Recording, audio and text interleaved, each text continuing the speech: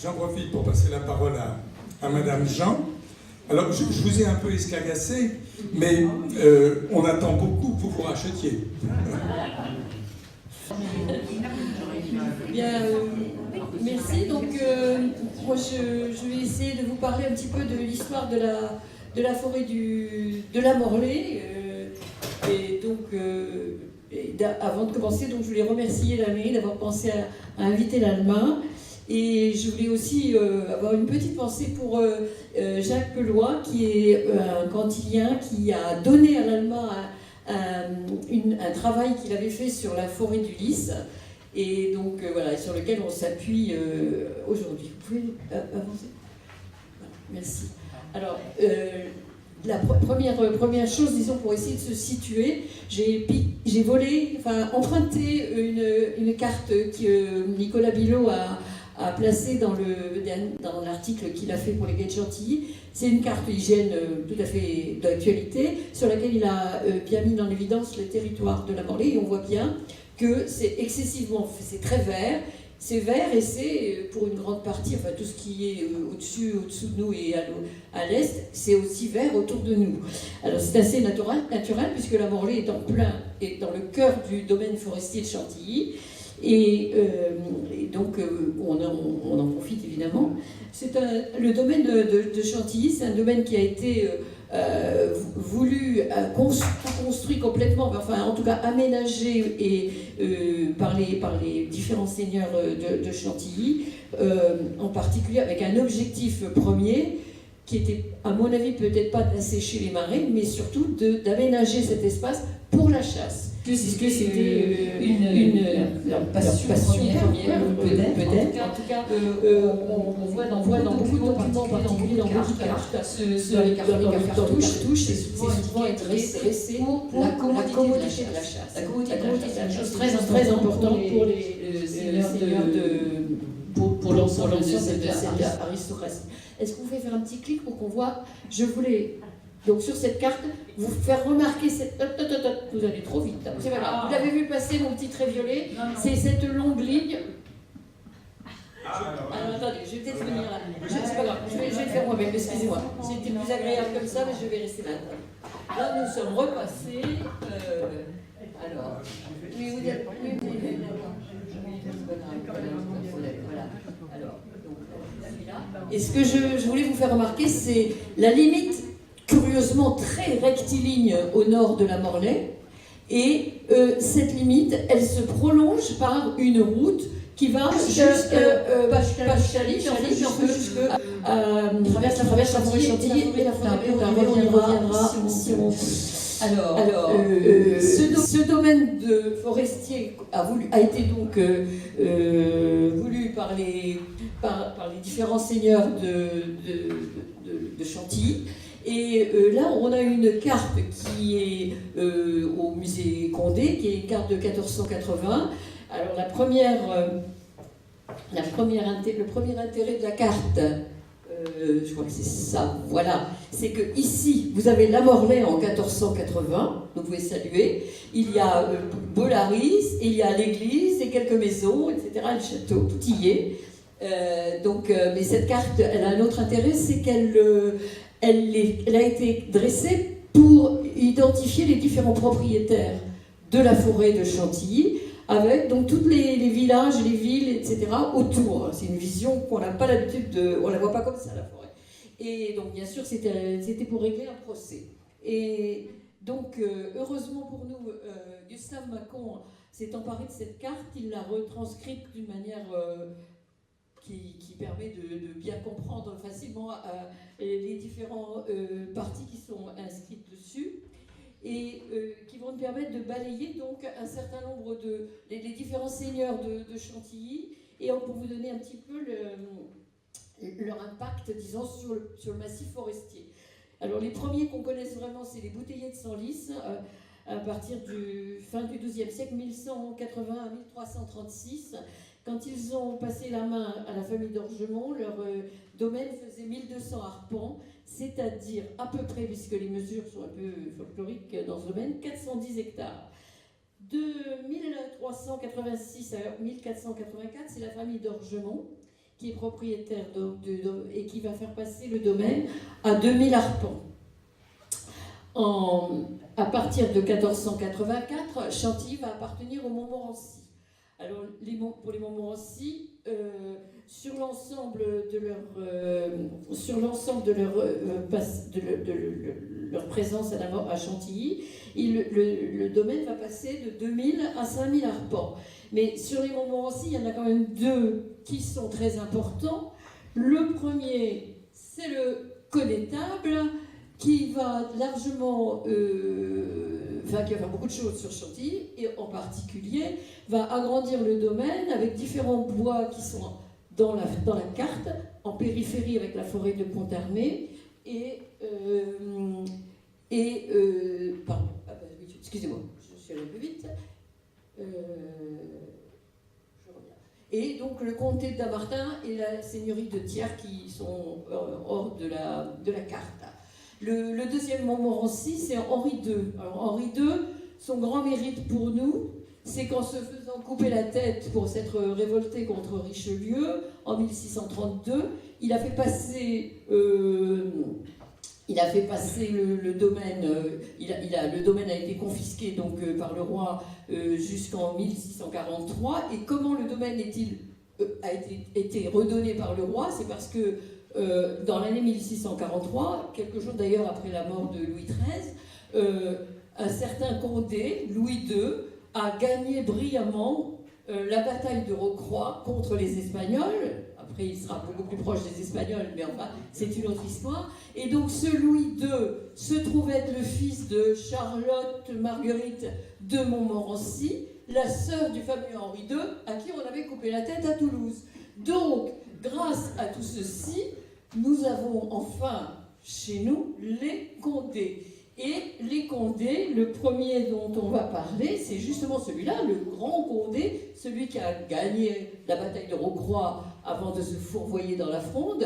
Il va donc agrandir, il va faire beaucoup de choses sur Chantilly, mais il va faire pour la forêt beaucoup d'extensions de la forêt. Je ne les passe pas en revue, mais vous voyez déjà sur la carte tout ce qui apparaît, plus des bois appartenant à Chaly et à Royaumont qui vont intégrer donc le domaine forestier de Chantilly.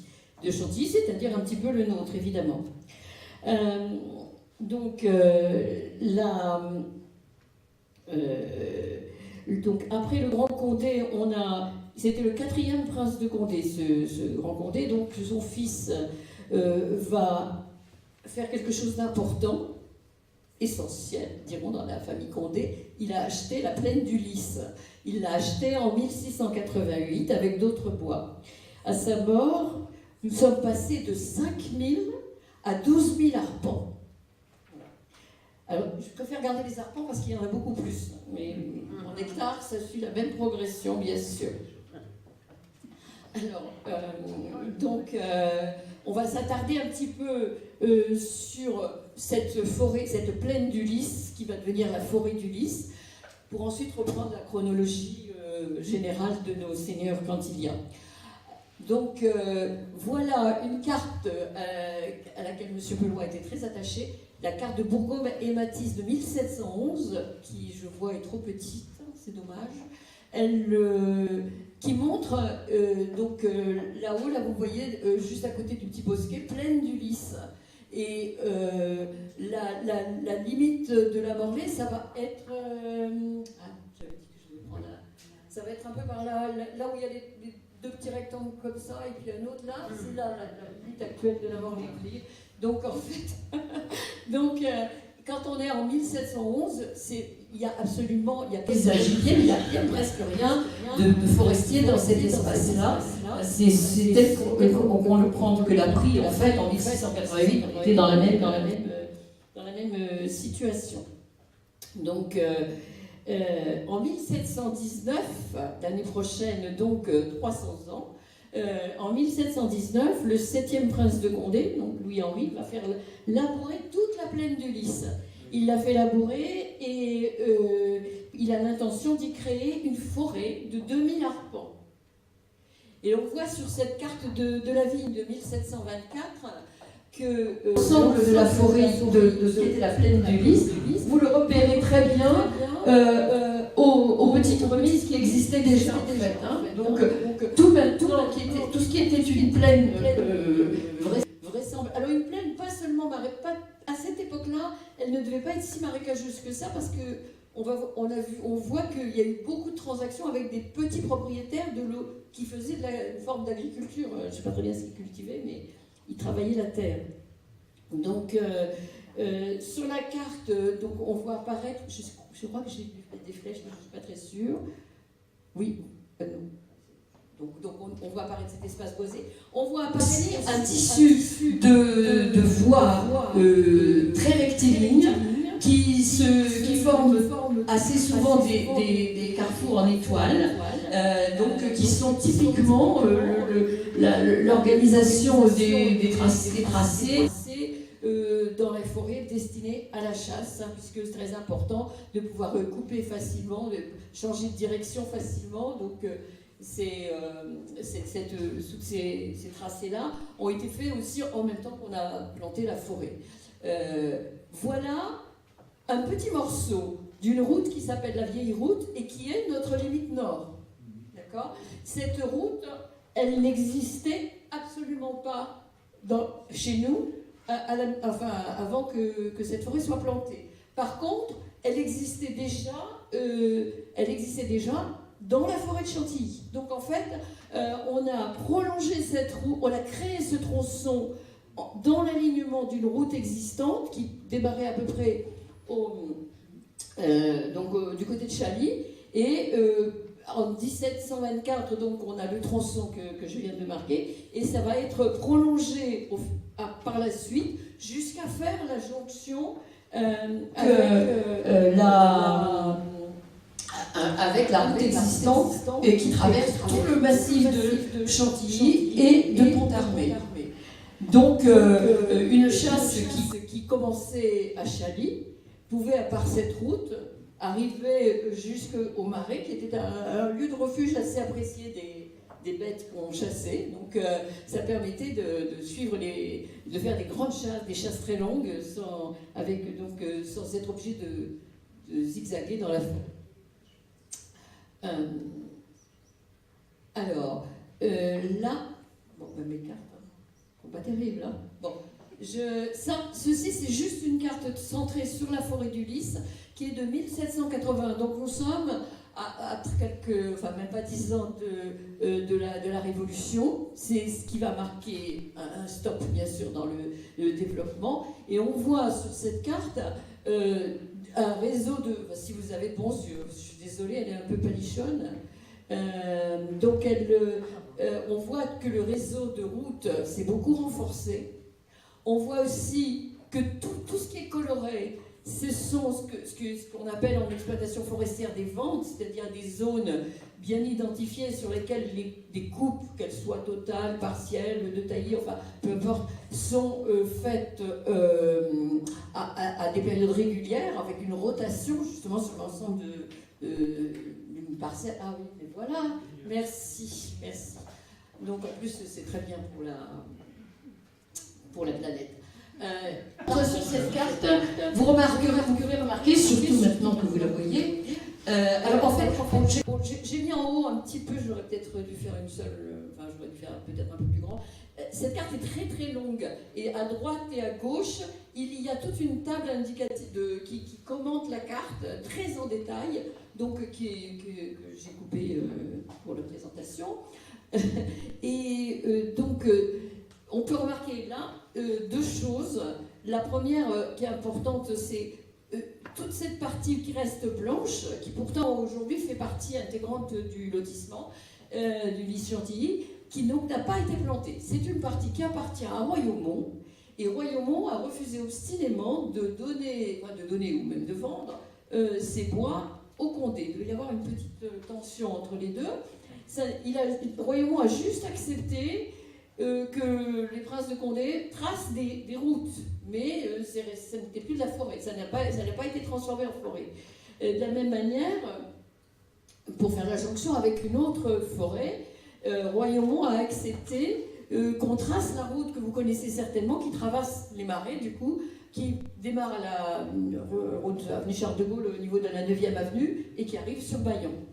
Donc cette route-là traverse un bois qui appartenait, ou des marais qui appartenaient à Royaumont, et les princes de Condé ont juste eu le droit d'y tracer, de tracer leur route.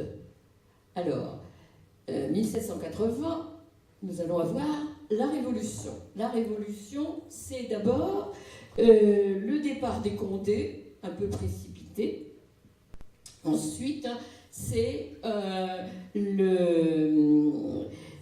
une confiscation, la confiscation et la mise sous séquestre, la confiscation de tout l'ensemble du domaine forestier de Chantilly. Et pour ce qui concerne les biens religieux, c'est la mise en vente de ces biens religieux. D'accord ? Alors,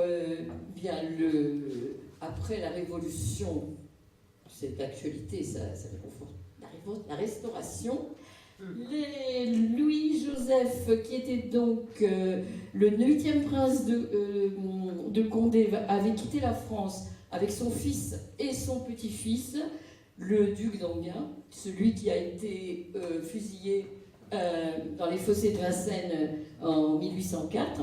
Donc cette famille, donc, réduite au 8e et 9e prince de Condé, rentre en France. Et une des premières choses que fera Louis XVIII à la Restauration, ça sera une loi, donc c'est une ordonnance, pardon, l'ordonnance du 24 mai 1814, qui restitue à son très cher et bien-aimé cousin, le prince de Condé, tous les biens qui lui ont été confisqués. Alors, donc, Louis-Joseph va, très très peu de temps avant sa mort, il va mourir en 1818,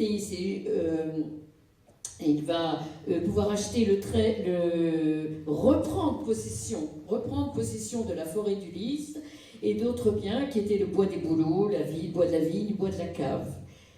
Le 15 mai 1818, c'est une loi qui va permettre c'est une loi qui autorise l'aliénation des biens de l'Église qui ont été versés dans le domaine extraordinaire de l'État. Donc, ça veut dire qu'on a le droit de vendre les biens de l'Église, ils sont mis en vente.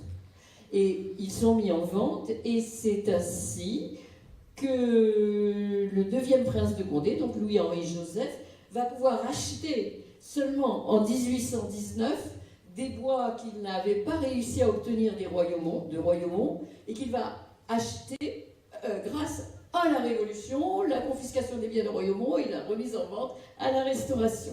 Donc c'est comme ceci qu'il achète le bois des moines que vous avez vu sur la carte précédente, qui fait partie intégrante du domaine aujourd'hui, et qu'il rachètera aussi le bois bonnet, qui n'est pas chez nous, mais dont nous profitons beaucoup. Donc, enfin, il va pouvoir racheter d'autres parties forestières qui lui avaient échappé donc à cause de la Révolution, mais plus vers Gouvieux. En 1830, donc le dernier prince de Condé meurt. Il meurt sans descendance puisque son seul fils avait été tué par Napoléon Bonaparte, et il a prévu de léguer tous ses biens au 5e fils de Louis-Philippe, le duc d'Aumale, qui à l'époque n'a que 8 ans. Il est légataire non seulement du domaine de Chantilly, mais de tous les biens des Condés qui couvrent l'ensemble de la France. Il y a des domaines partout. Donc, il n'a que 8 ans, il ne va pas s'en occuper tout de suite. Donc, il va connaître 2 longs exils en Angleterre, etc. Donc, l'objet n'est pas de raconter la vie du duc d'Aumale, mais simplement ce en quoi nous sommes concernés, c'est-à-dire, donc, c'est le duc d'Aumale qui devient le dernier propriétaire en particulier de la forêt du Lys, et qui va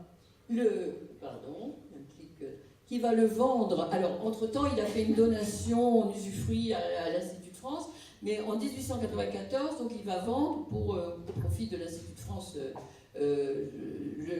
au baron Henri de Rothschild l'ensemble de la forêt du Lys, beaucoup plus d'ailleurs que la forêt du Lys, enfin un ensemble qui comprend la forêt du Lys. En 1919, c'est le baron de Rothschild va vendre à monsieur et madame Bernard. Et il y a aux archives municipales de la Morlaix une très belle carte qui a été certainement dressée pour étudier un petit peu les contours de cette vente, et donc qui montre la forêt du Lys avant qu'on s'y mette. Et donc une forêt entièrement, c'est un espace entièrement boisé qui est donc été structuré pour être exploité pour qu'on en exploite le bois et qui servait toujours à cette époque-là pour les chasses à courre, bien entendu. En 1924, monsieur et madame Bernard vont vendre à un monsieur Manin, ou plus exactement, ils vont vendre à la Société immobilière du Lys Chantilly. Et un an plus tard, monsieur Manin, qui devait l'attendre avec impatience, profite d'un arrêté préfectoral qui, en 1925, va autoriser une ville de parc, la création d'une ville de parc dans la forêt du Lys. Donc c'est le début d'une autre histoire, qui est donc celle de la création du lotissement sur pratiquement tout l'espace qui est en bleu, gris, bleu, vert, là, ici sur cette carte. Monsieur Manin était prêt, il était dans les starting blocks, et il commence immédiatement une campagne publicitaire véritablement massive que nous avons eu le plaisir de découvrir quand en 2015 on avait travaillé avec l'association syndicale du Lys sur les 90 associations. Donc voilà, une petit carton, un flyer, ville forestière, parc et loisirs. Vous avez de l'air, du silence, et en plus c'est un placement d'avenir. Donc vraiment, comment résister? Et les terrains ce que nous connaissons aujourd'hui, sont donc très grands. La publicité, c'est aussi de grands bandeaux sur des immeubles, etc. Et dans la sûr, une série de grands panneaux qui sont plantés dans les endroits stratégiques et qui annoncent plusieurs bureaux tout autour, en périphérie du domaine et au centre. Il y a des bureaux, des espèces d'agences immobilières pour recevoir les clients potentiels qui sont ciblés, notaires, médecins, avocats. Il y a des lettres extraordinaires où ils discutent entre eux quelle est la cible. Voilà. Et donc la forêt va devenir un lotissement qui est le Lys Chantilly. Et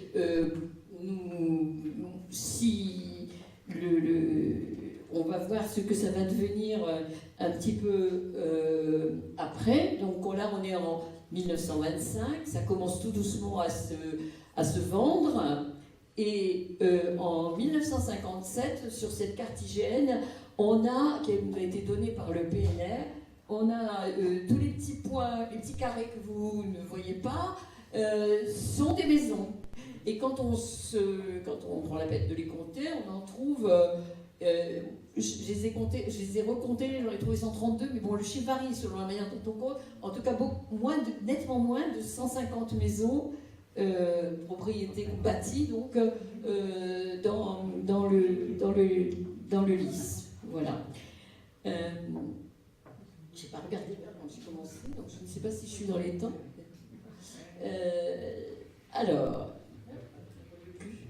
Bon, voilà. Donc ce territoire va devenir une partie intégrante de la ville et un lieu d'habitation. Aujourd'hui on dit qu'elle est urbanisée, enfin bon, je crois que oui, enfin, techniquement, elle est urbanisée. Que pendant 2 siècles, donc, elle avait été vouée à la chasse à courre. Donc, vous avez des images, là, en haut, les photos que qui appartiennent à M. Boufflette. M. Boufflette est le neveu d'un du photographe de Chantilly. Donc, il a une collection de clichés extraordinaires. Et c'est une chasse à courre qui se passe dans la 9e avenue, et ensuite qui enchaîne justement sur le fameux chemin qui va vers les bois de Royaumont, en fait. Et en bas, vous avez une photo prise au musée de la Vénerie, donc du carnet de chasse du comte Vigier, qui était pas le dernier, donc à profiter de la chasse à courre. Par exemple, le 28 décembre 1885, le comte Vigier, donc, qui chassait avec le duc d'Aumale, a noté « Forêt d'Ulysse, rendez-vous à la baraque du Blanchant ». Alors la baraque du Blanchant, vous la connaissez pas, la baraque a disparu, mais vous connaissez très bien le poteau du Blanchant, c'est le rond-point de l'Étoile.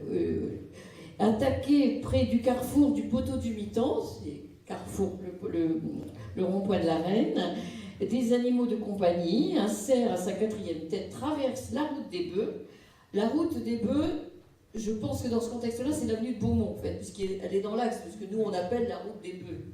Mais logiquement, ça doit être la route de Beaumont, l'avenue de Beaumont, et où les chiens de meute lui sont découplés, donc on commence à... Voilà. On s'arrête là pour la chasse à courre, parce qu'après ça devient tendancieux.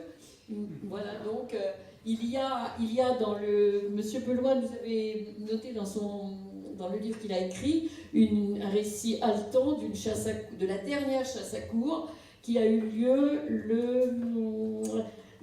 en décembre 1957. C'est vraisemblablement celle qui correspond, enfin, peut-être, ça pourrait être celle qui est là. Voilà. Je vous remercie.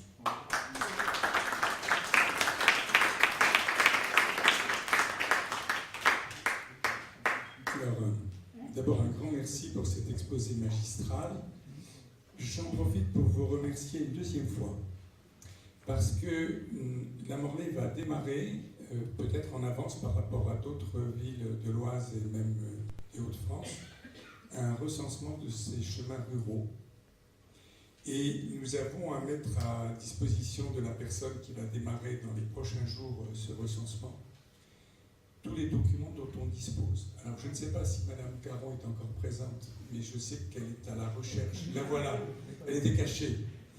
Et donc j'ai noté un certain nombre de ces cartes et je pense qu'on va vous les demander, et c'est vraiment un grand bienfait pour la commune, parce que nous pensons qu'à travers le recensement des chemins ruraux, d'une part, nous allons pouvoir créer ou recréer des chemins de petite, de moyenne, de grande randonnée.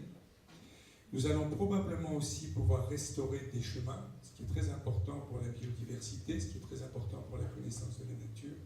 Et puis, puisque la Morlaix veut, si je puis dire, redevenir une ville-parc aux portes de Paris, il est très important que cette commune ait un véritable inventaire de son patrimoine naturel. Donc un grand merci pour tout ce que vous nous avez apporté.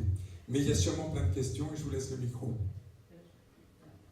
Sur les chemins, j'avais préparé des vues différentes qui sont un peu en vrac derrière. Si vous voulez, je peux vous montrer une carte, la même carte que... Vous êtes bon dans les temps ? On a largement dépassé, mais...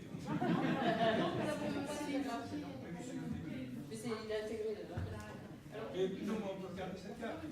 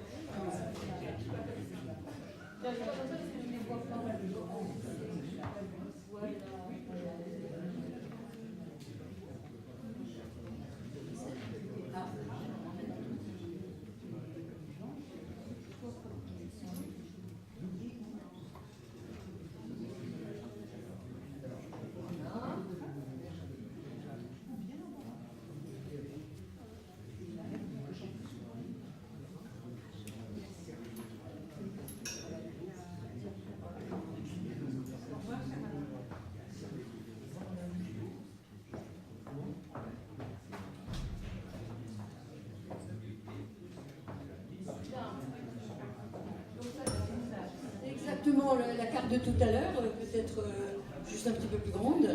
Et sur cette carte, vous voyez donc, c'est notre grande avenue.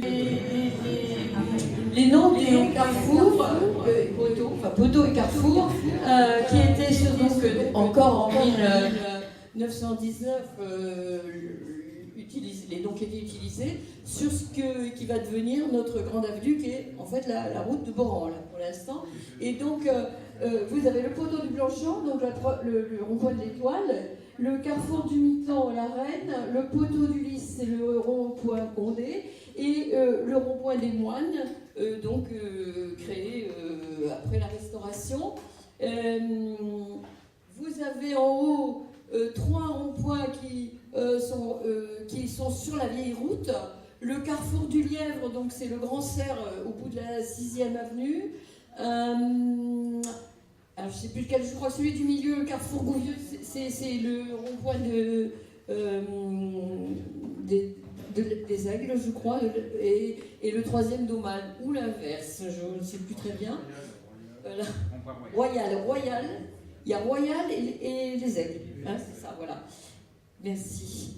Et en ce qui concerne les routes, donc les routes qui vont de l'est à l'ouest, donc la route de Boran, c'est devenu notre grande avenue, et la vieille route mérite qu'on ait une pensée émue pour elle. Elle a été voulue pour la chasse, et le golfe l'a tuée, puisqu'elle est coupée chez nous en 3 tronçons, la 4e avenue, la 15e avenue et l'avenue de Sylvie. Et pour le promeneur attentif, qui va être obligé de faire un grand détour d'ailleurs pour suivre la vieille route, eh bien il s'en rend compte juste parce que les numéros se suivent. C'est-à-dire que dans la 15e avenue, il y a le numéro qui suit le dernier numéro de la 4e, etc. Voilà. Donc c'est tout ce qui nous reste de la vieille route, c'est des numérotations. Et d'autre part, donc en axe nord-sud, ah oui, j'ai oublié, pardon, toujours comme ça, le grand chemin de communication de Neuilly-en-Thelle, donc qui portait ce nom-là, qui était déjà une route importante depuis longtemps, et qui est devenue notre avenue Charles de Gaulle, mais seulement, ça n'a pas de rapport direct, parce que c'est seulement en 1972 que ça a été changé de nom. Et donc, je reprends le nord-sud, la première avenue, la route du Blanchance est devenue la première avenue qui a été bloquée au niveau de la rue Charles de Gaulle, ce qui est très bien certainement du point de vue de la circulation, mais qui est une aberration, puisque normalement la route du Blanchant traverse tout le Bois-Bonnet jusqu'à Chaumontel. Hein, donc voilà, on y a mis un petit blocage au milieu. Et la route de la chaussée du Roi, c'est la 6e avenue. Et la route de la Cave, tout à l'heure on a parlé rapidement des bois de la Cave, la route de la Cave, c'est la 9e. Alors après, il y a bien sûr toute une série d'autres routes qui avaient des noms. La 3e avenue, c'était la route de la Vigne, etc. Ce qu'on peut, quand on regarde attentivement cette carte, et c'est pour répondre à ce que disait tout à l'heure M. Marcus, et bien sûr qu'on va vous donner les cartes et puis les études qu'on y a fait dessus, on s'aperçoit qu'il y a des chemins qui ont été ensuite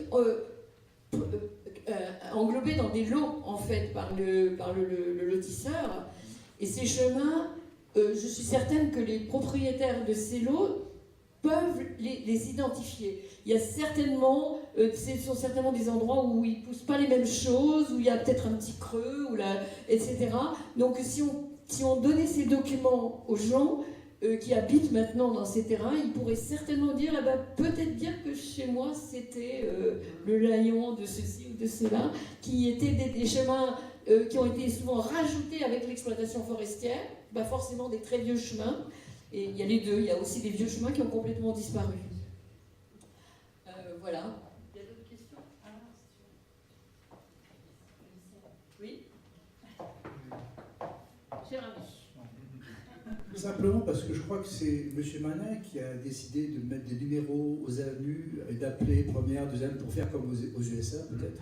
Et on peut poser la question, c'est pas la question, est-ce qu'il serait pas mal au niveau de chaque avenue de mettre au moins l'ancien nom, ça serait sympa peut-être de mettre. Oui.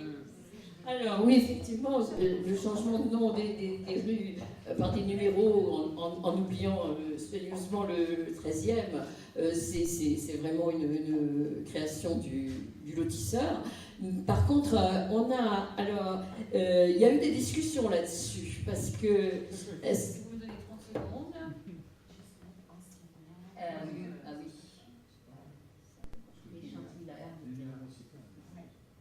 Moi, on m'a dit que dans les chemins numérotés, la police n'a pas le droit de verbaliser. Dans les chemins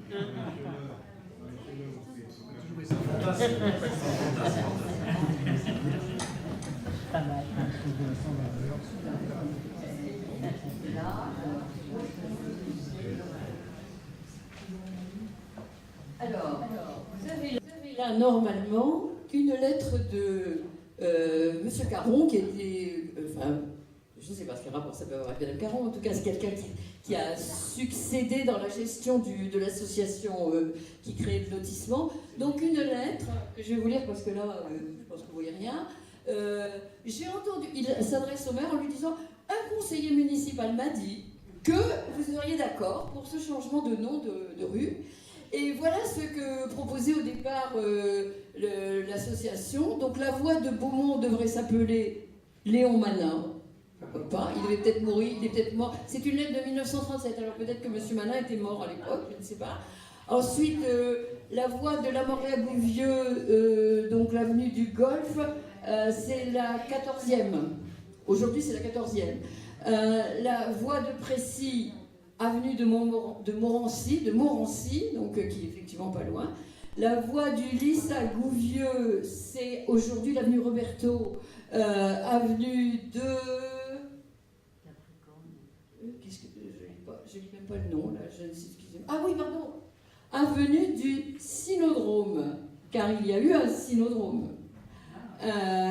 Donc l'avenue du Lys à Gouvieux, ça doit être peut-être...